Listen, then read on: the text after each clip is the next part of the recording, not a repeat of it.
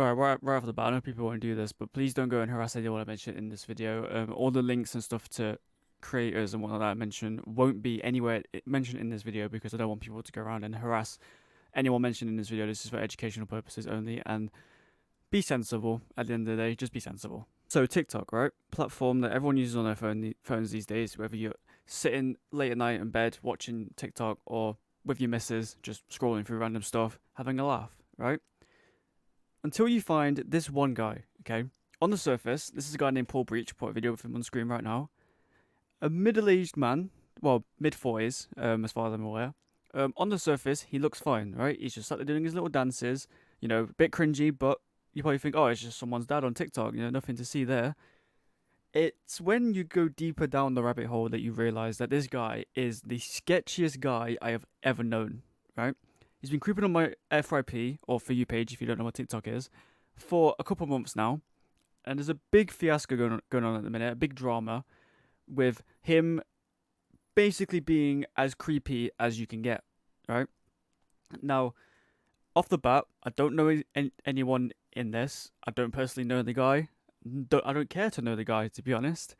I'm just kind of annoyed that he keeps coming up on my For You page and on YouTube, and I can't talk about him myself because I have so many strong words for him. So this is the whole point of this video. But I'm going to run you through the gist of what's going on at the minute, the most pivotal drama, if you will, that's surrounding this guy. Not that this guy is not going to be controversial or anything. I mean, he's just an average guy, isn't he? Yeah. So anyway, I don't know why I said that, but I'm going to introduce you to two creators, right? And I'm kind of going to put them in the same category because the whole thing kind of surrounds them to an extent, right? So the first one is one of my personal favorite TikTokers, is My Name's Boo 1.0. She has basically been going around for a couple of months, as far as I'm aware. I only got into this a few months ago, basically trying to defile Paul as a person, trying to stop him to do what he's doing because he is what people call a narcissist. Now, I'm not going to get into the details of what that is because, to be fair, I don't even know either. I had to look on Google for it, so I'm not the best guy to tell you that. But yeah, so I looked. She's going around trying to stop Paul from doing what he's doing, which is, in my opinion, the right thing to do.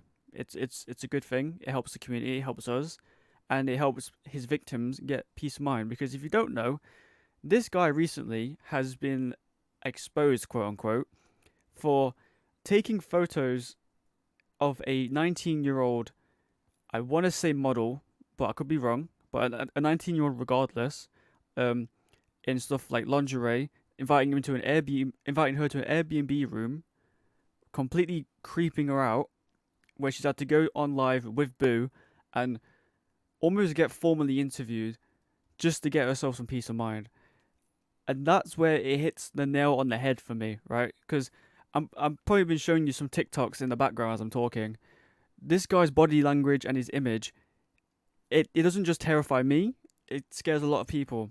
This guy's got recognition of the Sidemen and Jackmate, all these YouTubers, Randolph, for example, all these YouTubers know who he is and know how bad he is.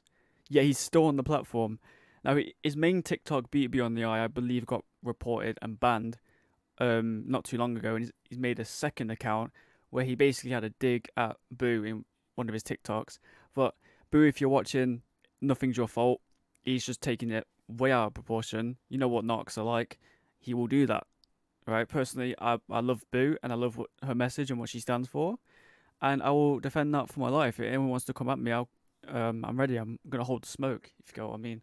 But I've been commenting on a few of her TikToks and just going around trying to get my head around what's going on, and it doesn't just stop at the model situation with Grace. That's her name, by the way. I don't know if I mentioned that earlier, but yeah. So she did the whole live with her in the car, pretty much trying to say something that wouldn't piss off Paul, but also trying to get all the answers out.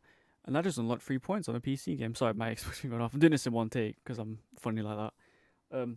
But yeah, so it gets worse. So on your screen right now is Paul's old Facebook account, and there's an image on here that scares me, right? So I'm not gonna question how old this girl is, right? But I believe he's 29 at the time, or like late 20s.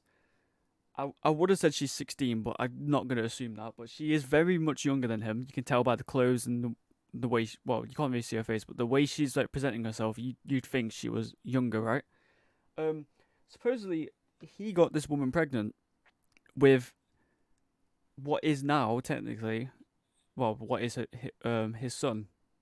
But it's the moral context of it that creeps me out. And he's got all these platforms, like old platforms, like an old MySpace sort of thing. I forget what it's called. Um, yeah, I don't remember the name of it to be honest. But he's got all these things on the internet that people are just finding and sending out there to Reddit posts and whatnot. There's actually a Reddit page just about Paul. You know how ridiculous that is. You know, and this guy goes on live every other day and says, "Oh, he's just trying to be me. He's sick of all this nonsense and whatnot." Yet the same guy has to leave in a police van because he knows that he's going to jail soon anyway. But context behind that is he basically was out and about, and some people spotted him. I forget where it was. I think it was. I was gonna say Sheffield. I don't know where it was, but he was out and about, and then a bunch of people surrounded him, and he had to call the police to get taken away from them and driven back home. Why not just take him to the jail cells, man?